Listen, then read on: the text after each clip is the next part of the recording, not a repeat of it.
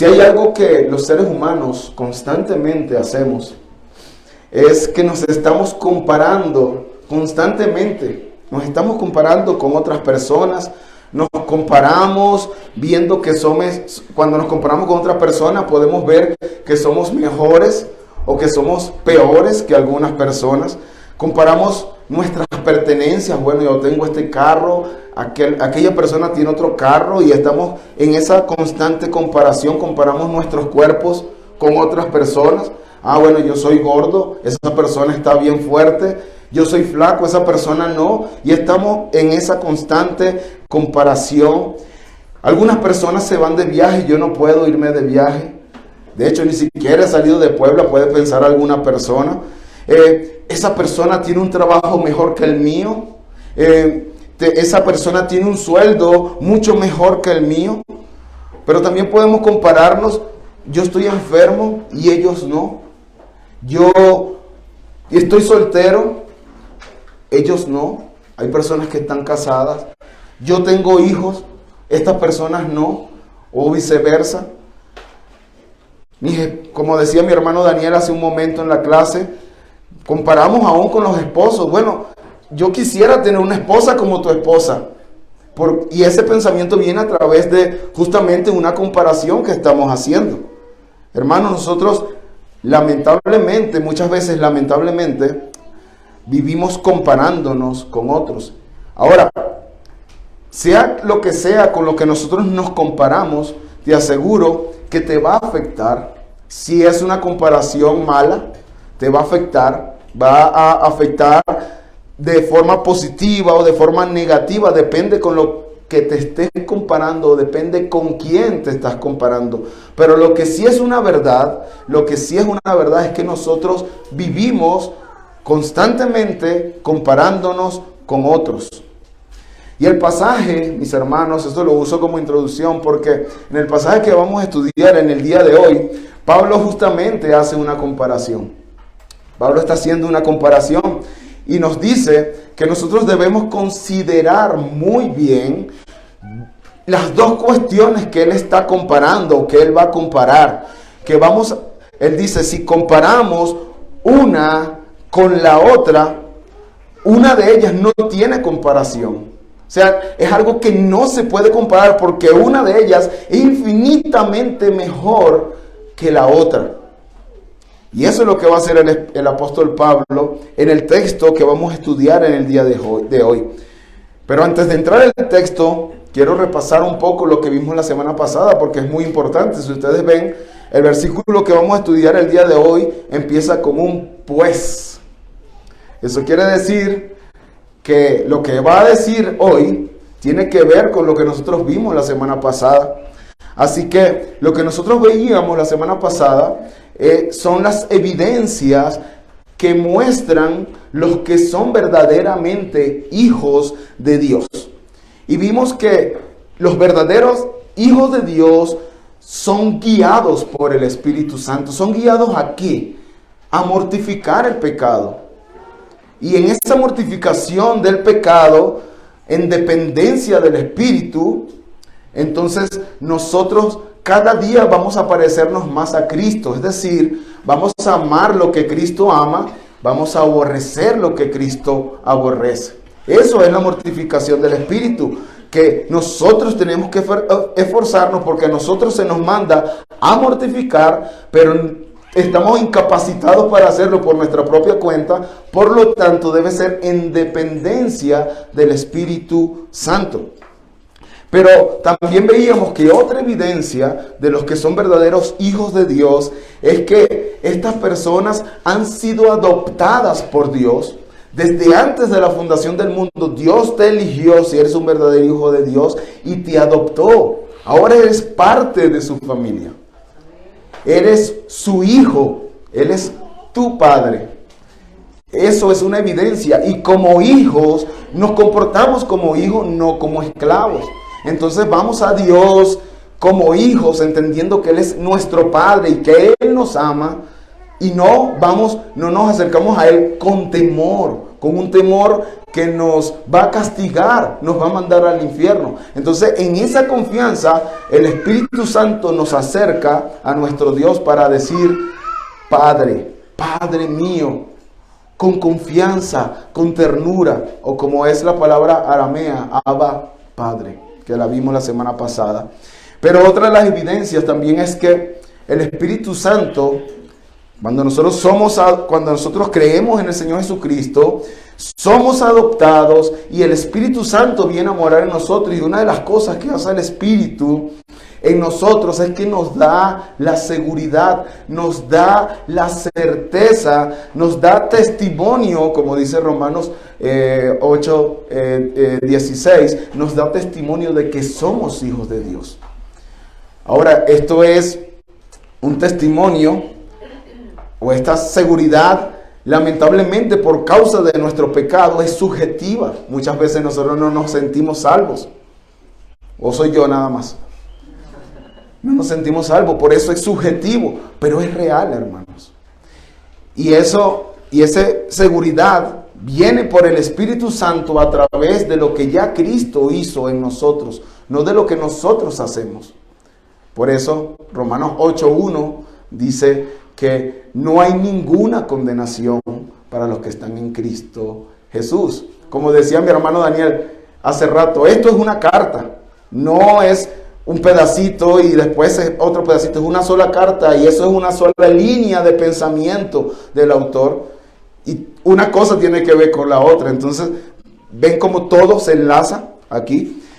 Pero Pablo no se quedó solamente en las evidencias, sino que nos dijo la semana pasada, y esto tiene que ver mucho con lo que vamos a ver el día de hoy, que los verdaderos hijos de Dios, los que mostramos estas evidencias naturalmente, tenemos también grandísimos privilegios. Grandísimos privilegios. Y permítame que lo repita otra vez más. Grandísimos privilegios.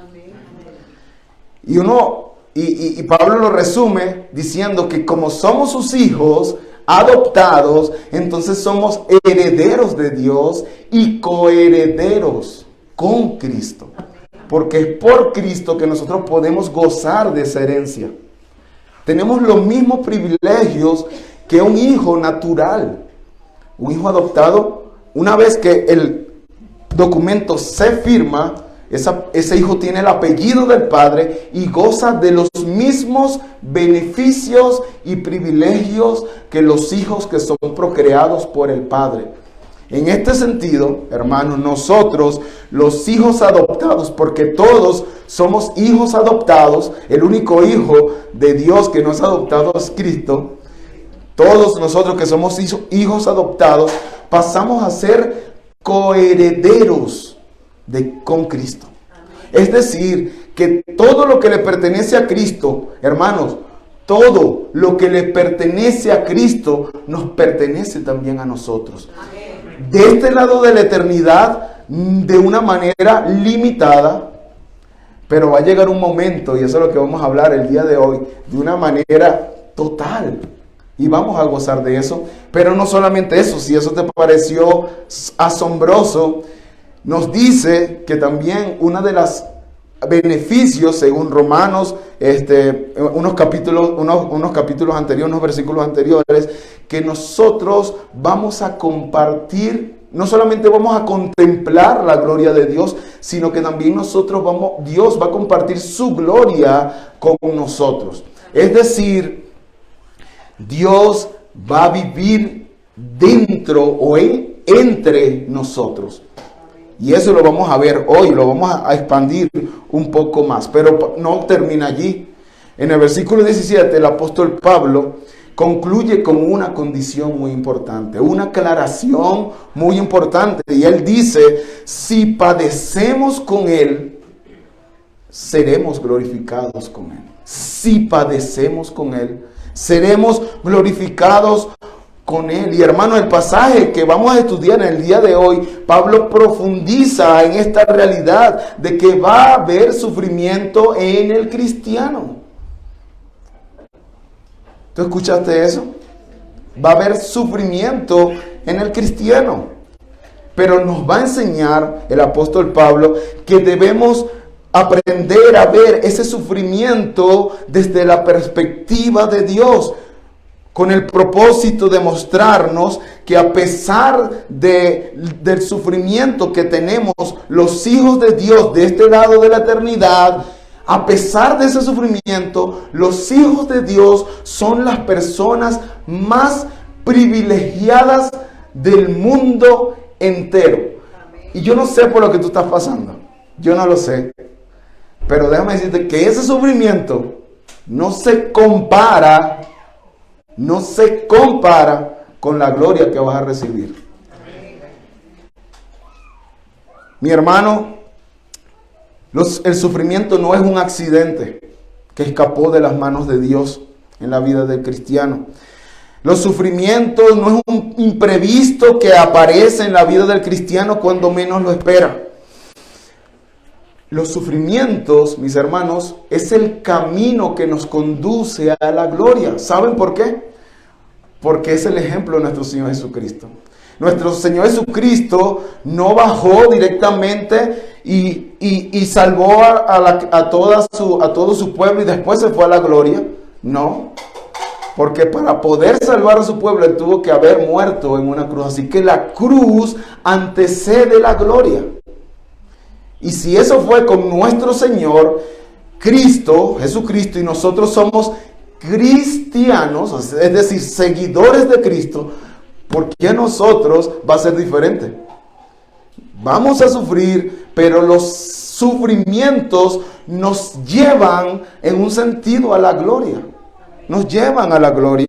Por eso, en 2 Timoteo, capítulo 12, versículo 2, 2 Timoteo 2, 12, dice que si perseveramos, y aquí la palabra perseveramos significa si soportamos con paciencia hasta el fin en medio del sufrimiento, eso es lo que significa la palabra perseverar allí, se puede traducir también como longanimidad, soportar con paciencia hasta el fin el sufrimiento, también reinaremos con él.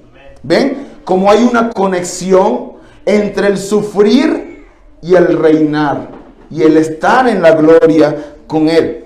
Eso es lo que nosotros podemos ver. ¿Y saben por qué? Porque eso fue el mismo camino de Cristo. Él sufrió y después fue glorificado, fue exaltado hasta lo sumo. Pero hay una diferencia, hermanos, y ya estamos entrando en el tema, abismal. Una diferencia abismal entre el sufrimiento presente, por muy fuerte que sea el que tú tengas, con la gloria futura que recibiremos cuando el Señor Jesucristo venga por segunda vez. Así que cuando nosotros comparamos esos sufrimientos con la gloria, mis hermanos, no hay comparación.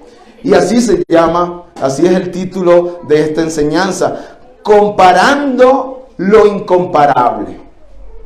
Comparando lo incomparable. Y para eso vamos a ver 3 encabezados, y el primero de ellos está basado en el versículo 18 y dice así: los que ahora padecemos no se puede comparar con la gloria venidera. Miren lo que dice Pablo en el versículo 18: pues considero que los sufrimientos de este tiempo presente no son dignos de ser comparados con la gloria que nos ha de ser revelada. Mis hermanos, todos aquí en esta tierra van a sufrir. Los incrédulos van a sufrir.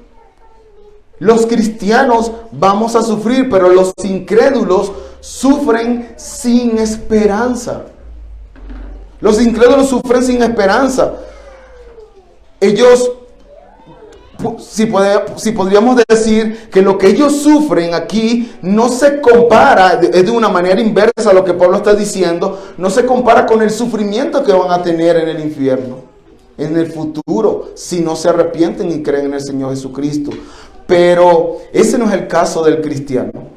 Ese no es el caso del cristiano. Los cristianos sufren en este mundo, pero ese sufrimiento no se puede comparar con la gloria que experimentará en la presencia misma de Dios. en la presencia misma de Dios. Pero hay algo que cuando nosotros vemos en el texto, no quiero que pasemos por alto, porque a lo mejor no se puede notar a la primera vista. Y si vemos un poquito del griego, vamos a poder ver, profundizar un poquito más. Esa palabra que dice Pablo allí, considero, es una palabra griega que habla de un cálculo numérico.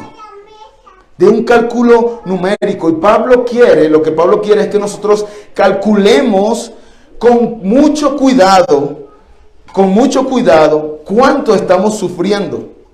Consideren cuidadosamente, saquen cuenta, agarren una calculadora si se pudiese y vean allí cuánto es la cantidad de sufrimiento que ustedes están sufriendo, valga la redundancia, hoy.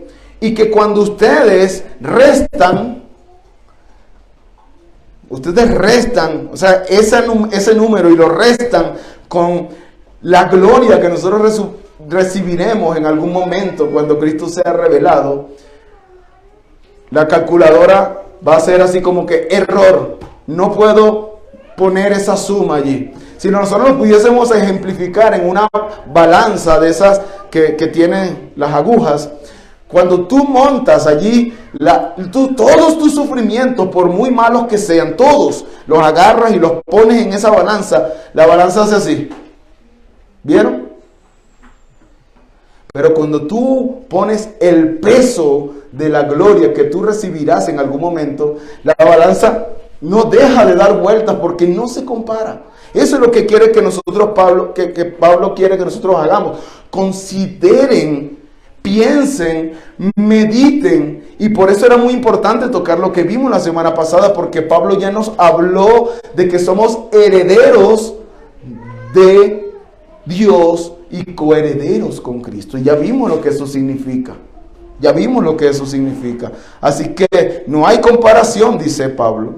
Hermanos, por muy grande que sea la aflicción que estás pasando aquí, es infinitamente más pequeña que los privilegios y que las bendiciones que tenemos en Cristo y que disfrutaremos de una forma plena cuando Él venga por segunda vez. Ahora, hermanos, el que nos está escribiendo esto, ¿saben quién es? El apóstol Pablo. Tenía un magíster en sufrimiento.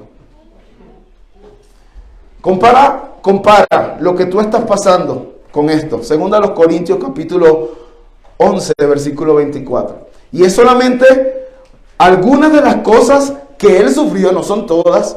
Y miren lo que dice allí. 5 veces he recibido de los judíos 39 azotes, porque para los judíos más de 40 ya iba en contra de la ley, entonces le daban 39. 5 veces. 3 veces he sido golpeado con vara. 1 vez fui apedreado. 3 veces naufragué. Y he pasado una noche y un día en lo profundo. Con frecuencia en viajes, en peligros de ríos, peligros de salteadores, peligros de mis compatriotas judíos, es lo que está diciendo, peligros también de los gentiles, o sea, de los que no son judíos, peligros en la ciudad, peligros en el desierto, peligros en el mar, peligros entre falsos hermanos, en trabajos y fatigas, en muchas noches de desvelos, en hambre y sed, a menudo sin comida, en frío y desnudez. Además, dice él, de tales cosas externas está sobre mí la presión cotidiana de la preocupación por todas las iglesias. Y tú no vienes a la iglesia porque te duele la cabeza. Hermanos, de verdad, ¿quién de nosotros ha sufrido como este hombre? ¿Quién? Y Pablo ha sufrido todo esto por causa de Cristo. Porque tú puedes tener sufrimientos que no son por esa causa. Esa es una gran diferencia, abismal diferencia. Es por causa de Cristo. ¿Quién de nosotros ha sufrido así? Y miren lo que está diciendo Pablo. En la misma carta, segunda a los Corintios, capítulo 4, versículo 17. Miren lo que dice. Pues esta aflicción, tengan lo que ya leímos en mente, pues esta aflicción leve y pasajera nos produce un eterno peso de gloria que sobrepasa toda comparación. Es lo mismo que Pablo está diciendo en nuestro pasaje. Exactamente lo mismo. Exactamente lo mismo. Cuando yo comparo todas esas persecuciones, el hambre que pasé y todos los latigazos y las varas que me golpearon y los naufragios, lo comparo con la gloria, el peso de la gloria, no hay comparación. No hay comparación, eso es lo que Pablo está diciendo allí. Ahora, ¿cómo será esa gloria? Bueno, vamos a ver algunos versos que mayormente están en lenguaje figurado, pero que nos hablan de cómo será esa gloria. Miren, Daniel capítulo 12 versículo 3 nos dice: los entendidos brillarán como el resplandor del firmamento, y los que guiaron a muchos a la justicia como las estrellas por siempre jamás. Recuerden, es lenguaje figurado. No es literal como una carta como la que Pablo está mencionando ahorita. Entonces, el lenguaje figurado, el lenguaje poético, usa o echa mano de figuras para explicarnos otra cosa. Está hablando de la gloria. Así como las estrellas son brillantes, así será nuestra gloria por siempre jamás. Pero el Señor Jesucristo también echa mano de los mismos recursos. Y al final de la parábola del trigo y la cizaña, en Mateo capítulo 13, versículo 43, dice: entonces los justos resplandecerán como el sol. ¿Usted se ha escandilado en algún momento con el sol? Así será la gloria que tendrán los hijos de Dios. Una comparación para que nosotros por lo menos podamos entender eso. En el reino de su Padre. Hermanos, cuando Cristo vuelva, dice Filipenses capítulo 3 versículo 21, transformará el cuerpo de nuestro estado de humillación en conformidad al cuerpo de su gloria. ¿Qué pasó cuando Cristo se desveló? Porque Cristo se veló su gloria. ¿Qué pasó cuando Cristo se desveló en la transfiguración? Era una luz brillante. Bueno, lo que está diciendo allí es que nuestro cuerpo será transformado al cuerpo de su gloria. Seremos así como Él es, como vamos a leer más adelante en Primera de Juan. Entonces, los que estamos en Cristo, mis hermanos, contemplaremos su gloria, porque su gloria será infinitamente mayor que la nuestra. Pero también seremos partícipes, compartiremos de su gloria. Y esto solamente lo hace posible Dios, porque Él nos escogió desde antes de la fundación del mundo, nos adoptó para ser sus hijos y nos hizo herederos y coherederos con Cristo. Por eso es que nosotros vamos a poder participar de su gloria. Colosenses capítulo 3 versículo 4 dice: cuando Cristo, nuestra vida, sea manifestado, entonces, y solo entonces, vosotros también seréis manifestados con Él en gloria. Hermano, y normalmente yo no cito tantos versos, pero para mí es importante que tú entiendas esto. Porque si tú no entiendes el peso de la gloria, tus sufrimientos van a ser más pesados que la gloria. Y entonces no vas a poder tener una actitud correcta delante del sufrimiento, porque no tienes un entendimiento correcto en esta comparación. Por eso es que estoy citando versos y versos y versos. Así que cuando Cristo, mis hermanos, se manifieste y todos vean que Él es el glorioso Salvador del mundo, nosotros seremos manifestados con Él en gloria. Y ahora todo el mundo sabrá lo que no se ve ahorita, que somos hijos adoptados de Dios. Eso será público, será revelado aquel día y el mundo lo verá. Y cuando eso ocurra, hermanos, la creación también va a ser transformada. La creación también va a ser transformada, y ese es nuestro segundo encabezado. La segunda enseñanza es que la creación gime mientras espera ansiosamente, y eso es una palabra que está de moda, la ansiedad. Bueno, la la creación gime ansiosamente la revelación de los hijos de Dios. Miren lo que dice el versículo 19. Dice, porque el anhelo profundo de la creación es aguardar. El anhelo profundo de la creación es aguardar ansiosamente la revelación de los hijos de Dios, porque la creación fue sometida a vanidad y no de su propia voluntad, sino por causa de aquel que la sometió, en esperanza de que la creación misma será también liberada de la esclavitud de la corrupción a la libertad de la gloria de los hijos de Dios. Ahora, lamentablemente, no veo aquí, o veo caras que no vinieron ayer. De verdad, la clase estuvo muy buena, hermanos. Está allí en las redes. Usted puede verla. Pero lo que vimos ayer es que Génesis es la base de toda la Escritura. Y exactamente es lo que Pablo está diciendo aquí. Para tú poder interpretar correctamente Romanos capítulo 8, del 19 al 23, tú tienes que entender bien Génesis capítulo 1, 2 y 3. Porque es de eso que Pablo está hablando. Es eso lo que Pablo tiene en mente cuando está escribiendo esto.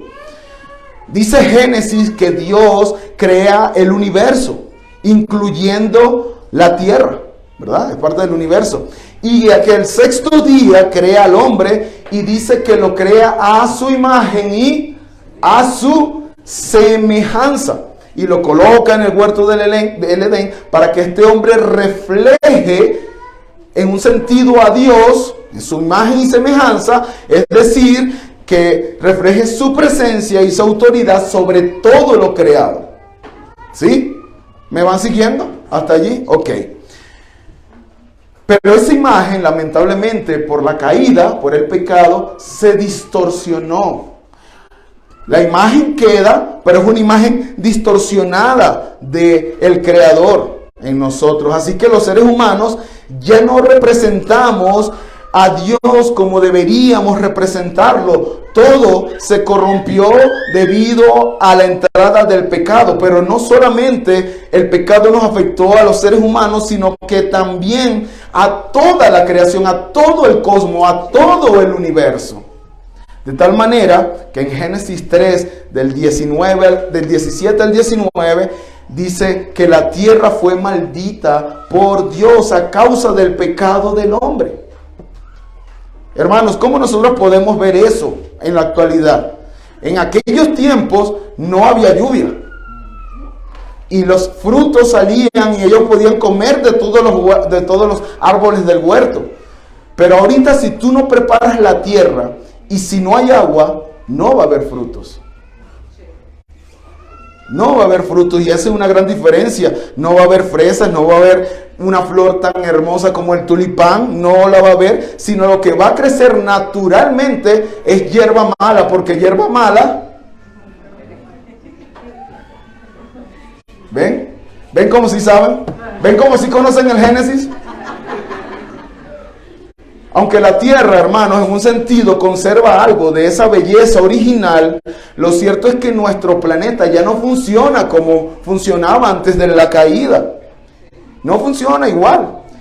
Y por eso es que Pablo, en Romanos capítulo 8, versículo 20, dice, porque la creación fue sometida a vanidad. Y escuchen allí el pasivo del verbo someter. Fue sometida, no se sometió ella misma. Y por eso después dice, porque la creación fue sometida a vanidad, y después dice, no de su propia voluntad. Porque en realidad la creación no tiene ningún poder para someterse a ella misma. No tiene ningún poder, sino que dice, sino por causa de aquel que la sometió a esperanza. Es decir, Dios maldijo la creación por causa del pecado del hombre. Eso es lo que Pablo está diciendo allí. Entonces, todo esto, ¿cómo lo podemos entender en nuestro tiempo? Bueno, enfermedades, desastres naturales, desgracias, terremotos. Hace poco en Turquía, hermanos, un terremoto y aparte un tsunami, más de 20,000 personas muertas. Más de 20,000 personas murieron allí y eso es parte del juicio de Dios en contra del pecado del hombre. ¿Será que eso es el juicio de Dios? Sí, desde el comienzo. Dios maldijo la creación, Dios maldijo al mundo y esa es la evidencia de la maldición de Dios por causa del pecado del hombre. Por causa del pecado del hombre. Así que Dios le está mostrando al hombre a través de una creación que está dañada la verdadera cara del pecado. El verdadero poder del pecado. No solamente te afectó a ti y a mí, sino que afectó a todo el cosmos, hermanos, a todo el universo afectó. Pero gracias a Dios que la Biblia no empieza en Génesis 1:1 y termina en Génesis 3:14. Gracias a Dios, porque en Génesis 3:15 nosotros encontramos la primera promesa de Cristo. El protoevangelio lo encontramos allí. Dios promete un redentor que habría de revertir todos los efectos del pecado en el hombre y en la creación. Eso es lo que Pablo está diciendo aquí. La creación está gimiendo porque quiere ansiosamente que llegue ese momento. Eso es lo que está diciendo el apóstol Pablo allí. Por eso que Cristo se hizo hombre.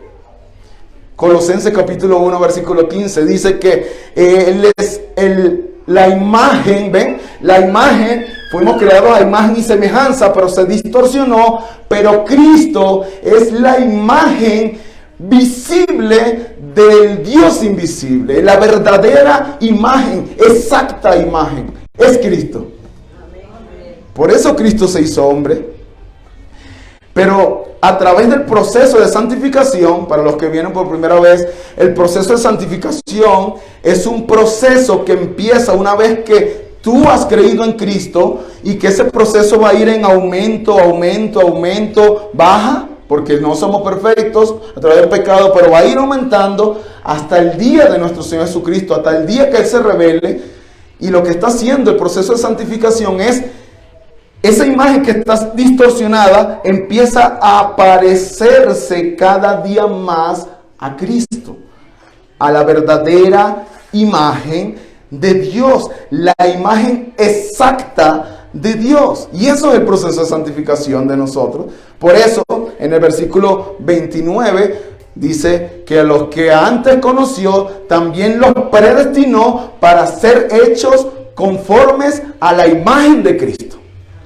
Esa es la razón por la cual nosotros somos elegidos y predestinados. Para que esta imagen que está distorsionada en nosotros empiece a parecerse cada vez más a Cristo. A Cristo. Nadie puede revertir, nadie, hermanos, puede revertir de una vez por todas el proceso de decaimiento y de corrupción que daña al hombre y que daña la creación.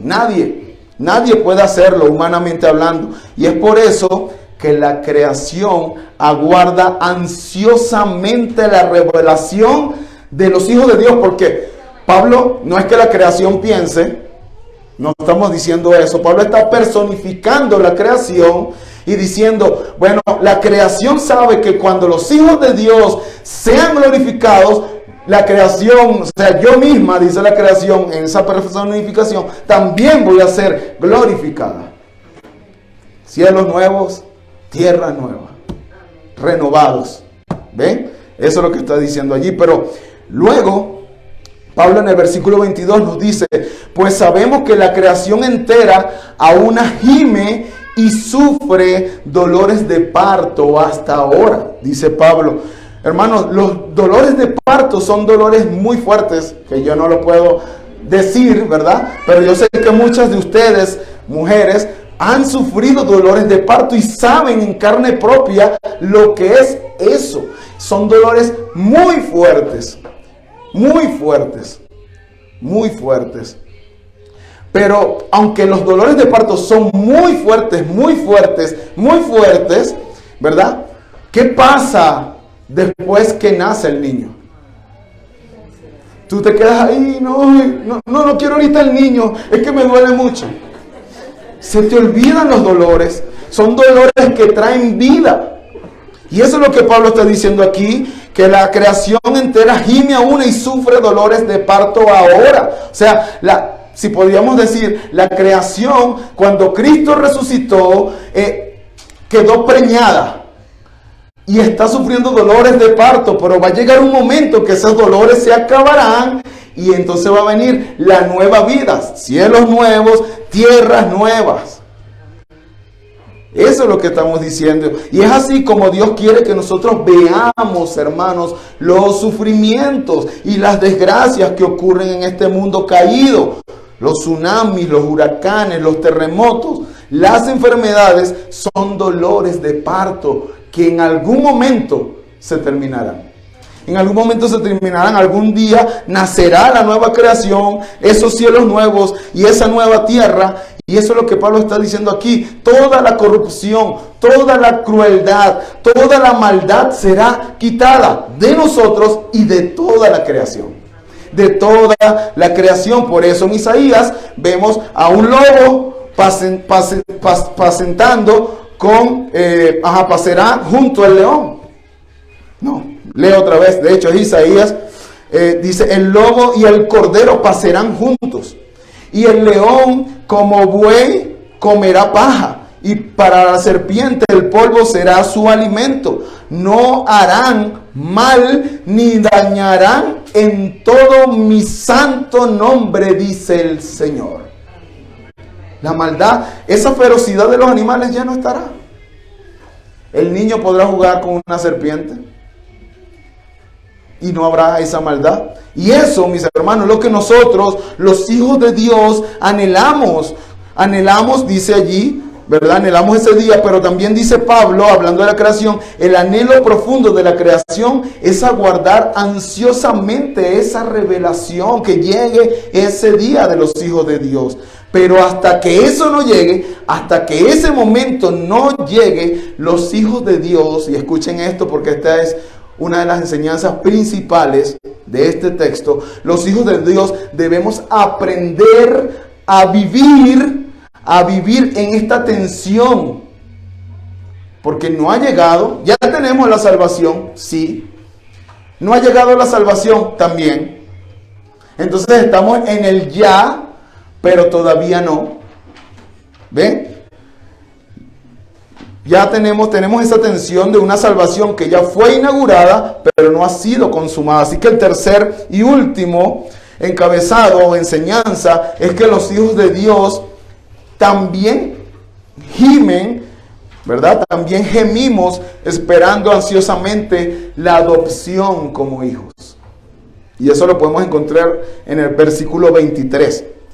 Dice, y no solo ella, es decir, con el contexto, la creación, sino que también nosotros mismos que tenemos las primicias del Espíritu, aún nosotros mismos gemimos en nuestro interior, aguardando, otra vez la misma palabra, ansiosamente la adopción como hijos, la redención de nuestro cuerpo.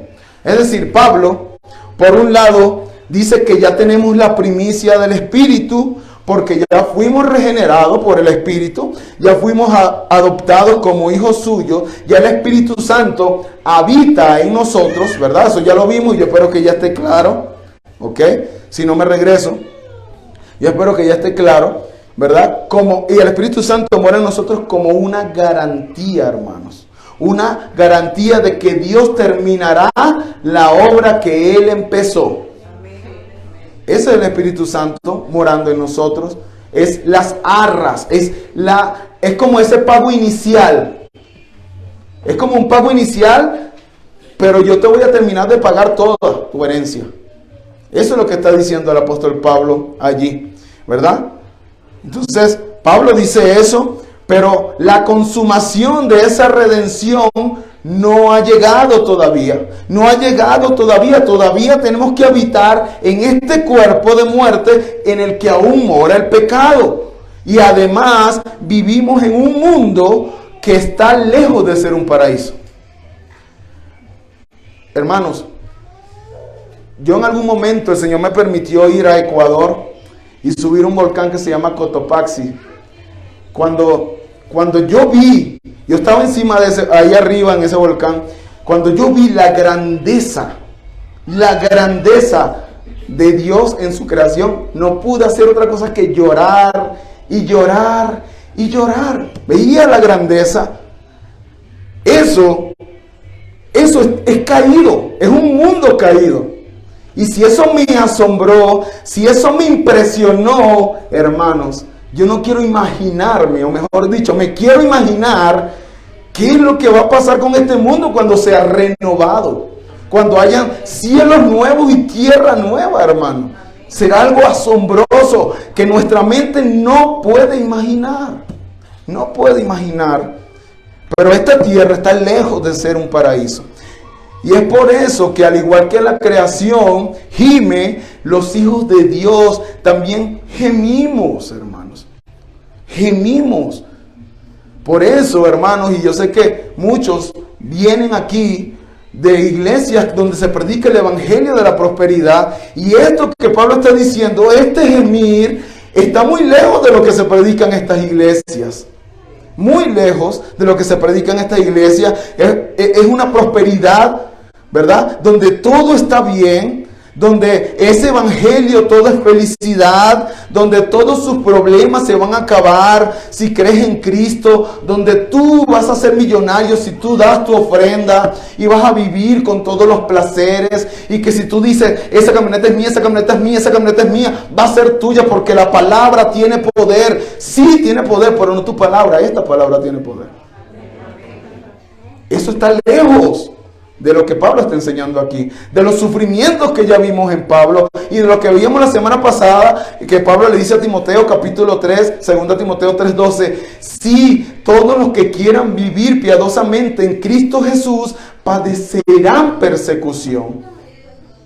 Por eso estamos gimiendo, hermanos, gimiendo. Los hijos de Dios gimen porque no todo es felicidad, ¿verdad? O usted anda siempre feliz, nunca se enferma, nunca le pasa nada en su trabajo, nunca pelea con su esposa, ¿verdad, hermano? Como decía hace rato, yo no pude responder porque tenía la mía al lado.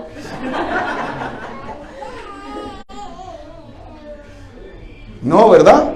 Hay problemas, hay enfermedades, hay dificultades, hay terremotos, y en algún momento estamos aquí, viene un terremoto y se acabó. O los cristianos estamos, en Turquía todos los que eran cristianos sobrevivieron. Entonces, eso tenemos que tenerlo claro, hermanos. Eso no es lo que dice la Biblia, por eso dice gime. Mira lo que dice John Stott en base a esto que estamos diciendo. El Espíritu que habita en nosotros nos proporciona, hermanos, por favor. El Espíritu que habita en nosotros nos proporciona gozo. Nos proporciona gozo, y la futura gloria nos proporciona esperanza. El Espíritu nos proporciona gozo, la gloria futura nos proporciona esperanza, pero, dice John Stott, entre tanto, el suspenso que vivimos entre el ya y el todavía no, nos produce dolor. ¿Ven? Eso es lo que vive un cristiano, y por eso gime, el Hijo de Dios gime. El verdadero creyente gime, y eso es lo que implica vivir entre el ya y el todavía no. Y esto es muy importante para nosotros, que nosotros lo entendamos, hermanos, porque si no lo entendemos, el peso de nuestros sufrimientos va a ser mayor al peso del entendimiento que tú tienes de la gloria de Dios, porque la gloria de Dios es la gloria de Dios. Lo que pasa es que tú no la entiendes. ¿Por qué? Porque no estudias la palabra, o porque no crees en la palabra. Porque la palabra está allí. Y vamos a concluir con un texto que nos va a llevar a reflexionar en cuanto a eso. Así que el cristiano se deleita al contemplar el evangelio de la gloria de nuestro Señor y Salvador Jesucristo, nos gozamos en la salvación que ya tenemos. Sabemos que las promesas de Dios son sí y amén en Cristo, ¿verdad? Todas se van a cumplir porque Él es fiel a causa de nuestra unión con Cristo, pero eso no es todo lo que nosotros vamos a recibir. Eso es apenas las arras. Es un anticipo de lo que tú vas a recibir si eres un verdadero hijo de Dios cuando Cristo se revele por segunda vez. Miren lo que dice 1 de Pedro capítulo 1 versículo 3.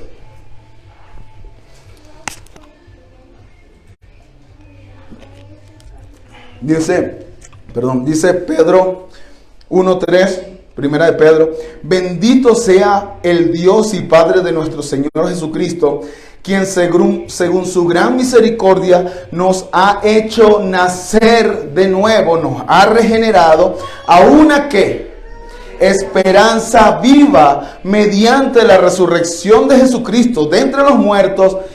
Y mayormente cuando nosotros vemos un para, no está hablando de propósito. O sea, el propósito de eso es para obtener una herencia incorruptible, inmaculada, que no se marchita. Y esa herencia está reservada en los cielos para vosotros. ¿Para quiénes son vosotros aquí? Para aquellos que nacieron de nuevo. Tú naciste de nuevo si has creído en Cristo. Eso es la obra del Espíritu Santo. Esta herencia está reservada en los cielos para ti. Versículo 5, que sois, porque hermanos, de verdad, todo esto son privilegios. Dice, que sois protegidos por el poder de Dios mediante la fe con otro propósito, para la salvación que está preparada para ser revelada en el último tiempo. ¿Ven? ¿Tenemos la salvación? Sí. ¿Obtendremos la salvación? Sí. Sí. Va a ser revelada en algún momento. Aunque ya estamos disfrutando de nuestra salvación, la consumación de esa salvación está preparada para el futuro. Preparada para el futuro. El hecho de que hemos sido adoptados por Dios no puede ser disfrutado en plenitud aquí y ahora. Lo vamos a disfrutar en plenitud en la presencia de nuestro Dios cuando nuestro Señor Jesucristo venga por segunda vez. Por eso el cristiano gime, hermanos. Gime. Señor, ¿hasta cuándo, Señor? ¿Hasta cuándo? Ya no quiero pecar, ya no quiero luchar, ya no quiero tener esta tentación, no quiero volver a pecar contra ti. Señor, estoy enfermo. Señor, ¿hasta cuándo los desastres naturales? Nosotros estamos gimiendo, la creación está gimiendo para que llegue ese momento. Por eso en Apocalipsis, al final dice, sí, ven Señor Jesús. Eso es lo que dice la iglesia. Eso es lo que dice la novia. Mi pregunta para ti es, ¿tú deseas que venga Cristo? ¿Tú deseas que venga Cristo? ¿Tú estás gimiendo, Señor, yo ya no soporto la lucha contra el pecado? Por favor, ven ya. Porque cuando tú vengas, esta lucha se va a acabar. Ya nuestra naturaleza va a ser transformada a la imagen de Cristo. Completamente a la imagen de Cristo. Y ya no vamos a tener este deseo que tenía también el apóstol Pablo, donde nosotros lo bueno que queremos hacer no lo hacemos, lo malo que no queremos hacer, eso lo hacemos. No va a haber un enemigo que nos tiente a pecar. Y no me voy a adelantar porque quiero llegar a ese texto que es un texto precioso. Pero en verdad que el verdadero creyente no es lo que fue. Ahorita yo espero que tú no seas lo que eras hace 5 años. Es más, que no seas lo que eras la semana pasada, ni ayer. Eso es una verdad, pero también es verdad, hermanos, que nosotros los cristianos, los verdaderos hijos de Dios, no somos ahora lo que seremos en el futuro.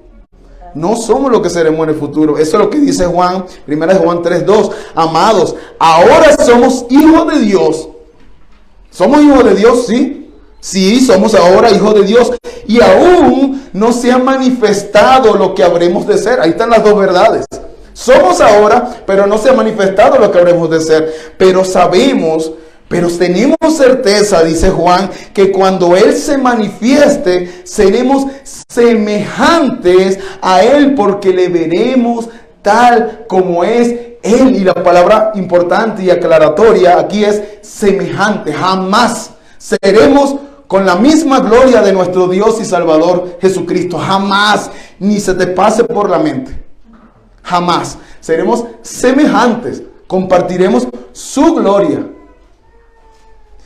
Pero hasta que ese momento llegue, los creyentes tienen que aprender, tenemos que aprender a vivir una vida donde nos gozamos porque tenemos una salvación grande, pero gemimos por otro lado porque anhelamos que llegue este momento, hermanos. Anhelamos que se acabe la lucha, anhelamos que se acaben las enfermedades. Por eso gemimos anhelando para que llegue esa redención final de nuestro cuerpo, de nuestra alma y de nuestro cuerpo. Por eso el versículo 24 dice, porque en esperanza hemos sido salvos, pero la esperanza que se ve, no es esperanza, porque si ya lo veo, ¿qué estoy esperando? Ya lo tengo aquí, ya lo veo, no es esperanza, dice Pablo, pues ¿por qué esperar lo que uno ve? Pero si esperamos lo que no vemos, con paciencia aguardamos. Con paciencia aguardamos. Y lo que Pablo está diciendo aquí es que los cristianos experimentan frustración a no poder vivir de una manera obediente completamente a Dios. Eso es lo que Pablo está diciendo aquí. Pero el cristiano vive en esa esperanza que en algún momento eso llegará. En algún momento ese momento llegará, y espera pacientemente. Pero anhelamos eso. Anhelamos que ese momento llegue. Lo lamentable, hermanos, es que muchos cristianos creen o piensan que viven en el cielo ya. Piensan que ya el cielo llegó, y eso no es verdad. Por eso aquí va a haber luchas, por eso aquí va a haber enfermedades, por eso aquí va a haber problemas. Y si tú no entiendes eso, vas a ser aplastado por el peso de todas esas luchas. Y el peso de eso va a ser mayor al peso del entendimiento que tú tienes de la gloria de Dios. Y entonces vas a vivir conforme a ese entendimiento. Vas a andar ansioso, vas a andar estresado, vas a andar triste, vas a andar como no debe andar un hijo de Dios. Por supuesto que va a llegar la ansiedad. En algún momento va a llegar la ansiedad. Pero nosotros esperamos a que ese momento llegue. Eso que no se ve va a llegar. Y ese pensamiento, esa comparación de gloria y sufrimiento te va a dar paz. Y vas a vivir ahora en conformidad a lo que dice Dios en su palabra, hermanos. Dice, la esperanza que se ve no es esperanza, pero con paciencia lo aguardamos sabiendo que nuestro Dios es fiel. Nuestro Dios es fiel. Nuestro Dios es fiel, hermanos. Él es fiel a Él mismo, no a nosotros. A Él mismo Él es fiel. Él es fiel a su palabra, y todo lo que Él dijo en su palabra se va a cumplir. Se cumplió, se está cumpliendo y se cumplirá. Todo, porque nuestro Dios es fiel, sabiendo que nuestro Dios cumplirá todo lo que ha prometido. Las situaciones difíciles, enfermedades, problemas, nos recuerdan que estamos en un mundo que se encuentra bajo el juicio de Dios. Pero a la vez, estos mismos problemas, enfermedades y situaciones difíciles nos recuerdan, hermanos, y yo quiero que esto se te grabe en tu mente. Cuando tú estés pasando por una situación difícil, por una enfermedad, por ansiedad, por tristeza, por cualquier circunstancia adversa, recuerda, lo mejor está por venir. Lo mejor está por venir. Lo mejor está por venir. Gime, anhela ansiosamente, pero espera pacientemente ese momento. Pero ahora yo quiero decirte a ti, mi querido amigo, que si tú no tienes a Cristo, acabamos de decir que para los cristianos que tienen esa esperanza, lo mejor está por venir. Para ti, si no tienes a Cristo, déjame decirte que lo peor está por venir. Como alguien dijo, para el incrédulo, vivir en esta tierra caída y defectuosa y distorsionada va a ser todo el cielo que vas a vivir. Si no tienes a Cristo. Este es el cielo que tú vas a tener, con todos estos problemas, dificultades, ansiedades y todo lo que puedes sufrir aquí en este mundo. Porque lo peor está por venir. Lo peor está por venir. Pero ¿qué puedes hacer? Arrepentirte. Es lo que puedes hacer. El arrepentimiento es un cambio de mentalidad que produce un cambio de vida. O sea, tú te das cuenta que has estado caminando en contra de Dios en una vía que va al contrario. Tú has estado caminando al revés. Te estás alejando de Dios, pero cuando tú te das cuenta, el arrepentimiento es dar 180 grados y ahora empiezas a caminar hacia Dios, no en contra de Dios. Hacia Dios, y amas lo que Dios ama y aborreces lo que Dios aborrece. Amas a ese Dios que antes aborrecías y ahora aborreces al pecado que antes amabas. Eso es el arrepentimiento. Eso es el arrepentimiento. Y te vuelves a Dios en arrepentimiento, pero también tienes fe. Pones tu fe. Clamas a ese Dios misericordioso por perdón y pones tu fe única y exclusivamente en Cristo. Entendiendo que tú no puedes hacer nada, mi querido amigo. No puedes hacer nada sin Cristo, porque Cristo es el único que puede cargar en Él tus pecados y el único que tiene una vida justa, santa y perfecta que puede ser cargada a ti solo por la fe única y exclusivamente en Él. Entonces no puedes hacer nada para salvarte por ti mismo. No es que yo voy a empezar a hacer todo lo bueno. No puedes. Porque eso bueno que quieres empezar a hacer está manchado por el pecado. Y ya has quebrantado la ley de Dios y mereces el castigo que es la muerte. Entonces solamente Cristo puede salvarte de ese castigo, porque Él se pone en tu lugar y recibe el castigo por ti si tú pones tu fe en Cristo. Pero si tu fe no está puesta en Cristo, lo peor está por venir. Lo peor está por venir. Pero si tú eres cristiano, recuerda que somos extranjeros y peregrinos. Un extranjero no es de esa nación, ¿verdad? Está viviendo allí, pero no es de esa nación. Los cristianos no somos de la tierra, somos ciudadanos del cielo y somos peregrinos porque estamos de paso en esta tierra. No es nuestra morada eterna aquí. Y tú tienes que entender eso. Este mundo está afectado por el pecado, que no funciona como debería funcionar. Tú estás de paso en este mundo. Para el cristiano, este mundo caído va a ser todo el infierno que va a vivir. Esos sufrimientos, esas enfermedades, esas ansiedades, eso va a ser todo tu infierno. Porque lo mejor está por venir. Dios tiene reservada para ti una herencia preciosa y gloriosa que será manifestada en algún momento en toda su plenitud y tú podrás disfrutar de ella. Lo mejor está por venir, hermano. Esfuérzate por hacer la voluntad de Dios. Esfuérzate por ser obediente en dependencia del Espíritu. Esfuérzate por predicar el Evangelio al mundo que se está perdiendo en sus pecados. Sírvele a tus hermanos. ¿Escuchaste eso? Sírvele a tus hermanos. El amor, el verdadero amor, es no pensar en mí primeramente. El verdadero amor es sacrificarme yo por amor a otro. Sírvele a tus hermanos. Pon tu carro al servicio de algún hermano que no tenga cómo irse a su casa. Esa es la evidencia. Esa es la evidencia de que somos hijos de Dios.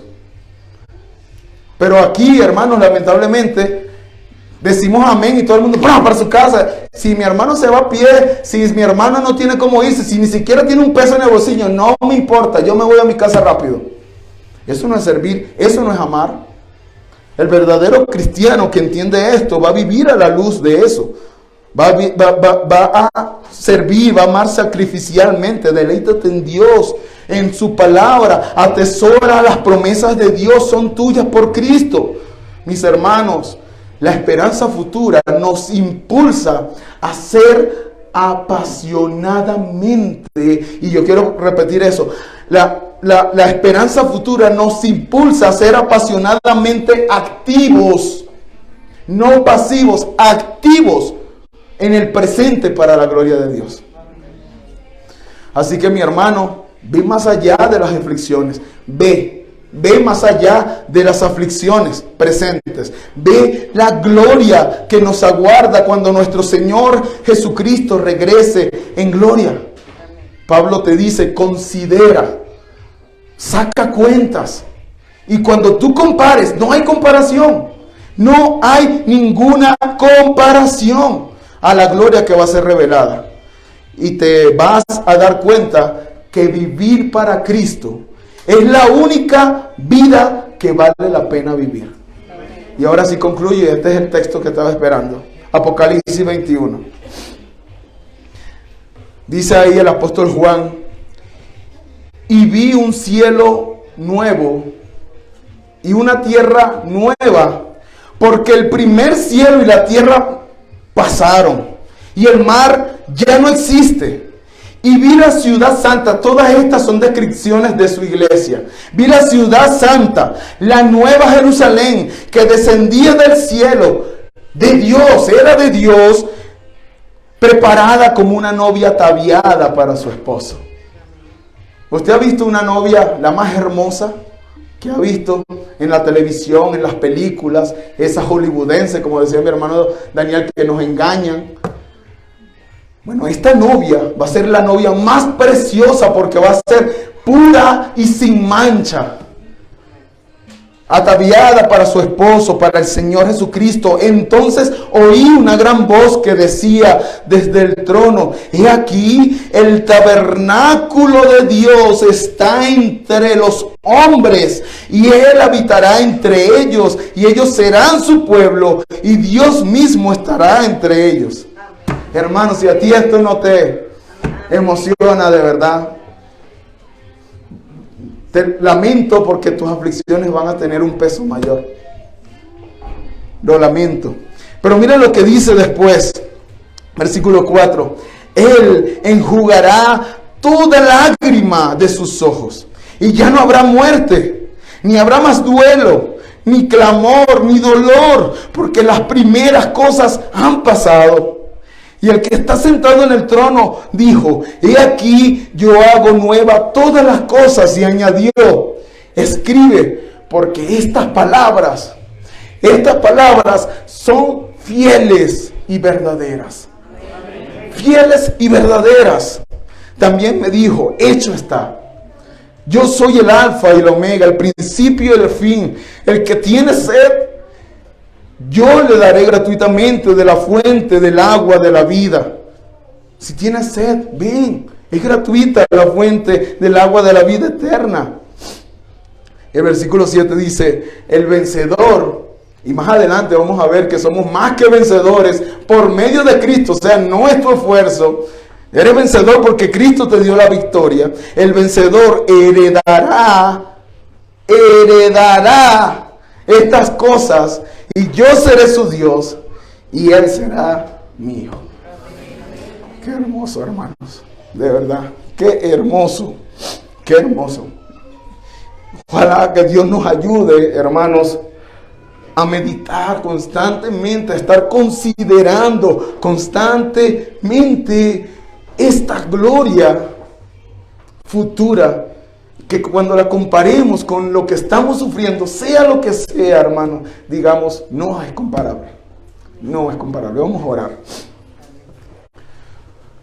Señor, te damos muchas gracias por tu palabra. Gracias, Señor, porque es preciosa, es hermosa, es asombrosa.